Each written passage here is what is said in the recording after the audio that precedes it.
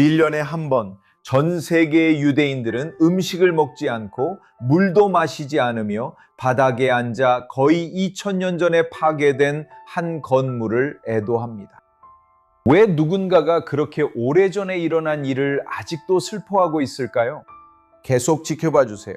그 답에는 유대인들이 역사, 즉 신이 그들에게 던진 모든 것을 어떻게 견뎌냈는지에 대한 많은 것을 말해줍니다. 이 날을 티샤 베아브라 부릅니다. 직역하면 히브리 달력으로 아부월의 9번째 날입니다. 이 날은 유대력에서 가장 슬픈 날이며 25시간 동안 금식하는 날입니다. 음식도 먹지 않고 물도 마시지 않습니다. 이 금식은 강도 면에서 용키푸르 다음으로 두 번째로 엄격합니다. 하지만 이 날은 한 가지 사건만의 이야기가 아닙니다. 이 날은 유대인들이 우리 역사에서 일어난 일련의 국가적 재난들을 애도하기 위해 따로 정한 날입니다. 왜냐하면 믿기 힘들 정도로 많은 재난들이 바로 이 날에 일어났기 때문입니다. 티샤 베아브. 이 이야기는 지금으로부터 3330년이 넘는 옛날에 시작됩니다. 모세는 12명의 정탐꾼을 하나님께서 우리에게 약속하신 약속의 땅으로 보냈습니다. 그들 중 10명은 무섭고 낙담하게 만드는 보고를 가지고 돌아왔습니다. 사람들은 공황에 빠졌습니다. 그들은 믿음을 잃고 그날 밤 아무 이유 없이 울었습니다. 하나님께서 응답하셨습니다. 너희는 아무 이유 없이 울었다. 내가 너희에게 대대로 이 날에 울 이유를 주겠다. 그리고 정확히 그렇게 되었습니다. 예루살렘에 있던 첫 번째 성전, 유대인 세계의 영적 중심지였던 그 성전은 410년 동안 서 있었지만 바벨로니아인들에 의해 불타버렸습니다. 아볼 9일, 그리고 시나이 이후 27년 만에 일어난 일이었습니다. 거의 500년 후 420년 동안 서 있었던 두 번째 성전도 같은 날 로마인들에 의해 파괴되었습니다. 그로부터 수십 년 후 로마의 지배에 맞선 바르코크바 반란이 무너지고 베타르 도시가 함락되었습니다. 거리에는 피가 흐르고 있었습니다. 같은 날짜에 이런 일들이 일어났습니다. 수세기 후 잉글랜드의 유대인들은 1290년에 추방당했고 스페인의 유대인들은 1492년에 추방당했습니다. 맞추셨겠지만 바로 같은 날짜였습니다. 좀 더 최근의 역사에서는 제2차 세계대전의 전조였던 제1차 세계대전의 발발도 바로 이 날짜에 시작되었습니다. 이것은 역사상 가장 기이한 패턴 중 하나이지만 물론 이상한 일은 아닙니다. 하나님께서 이를 주관하셨기 때문에 이 날이 이렇게 공동체 전체에 이토록 무겁게 다가오는 이유 중 하나입니다. 그렇다면 우리는 이 날을 어떻게 지켜야 할까요? 실제로 욤키푸르와 매우 비슷해 보입니다. 해가 질 때부터 다음날 밤까지 완전한 금식을 합니다.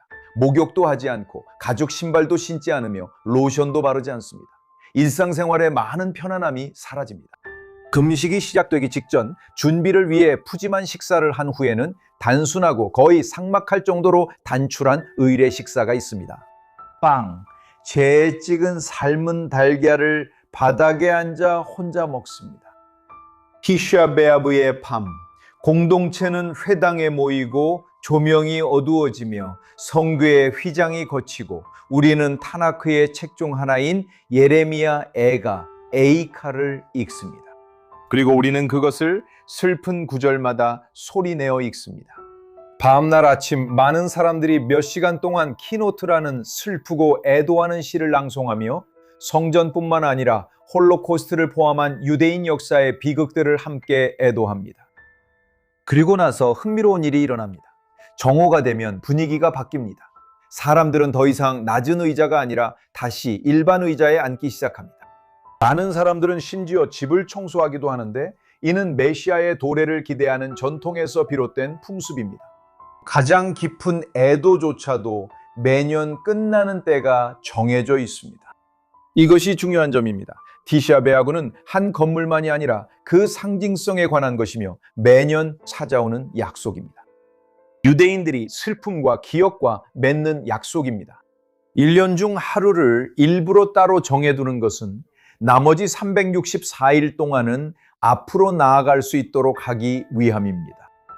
하지만 유대교는 한 걸음 더 나아갑니다. 농부가 씨앗을 땅에 심을 때 그것은 마치 묻어두는 것처럼 보입니다. 씨앗은 분해됩니다. 파괴되는 것처럼 보입니다. 하지만 그것은 묻히는 것이 아닙니다. 그것은 심어지고 있는 것입니다.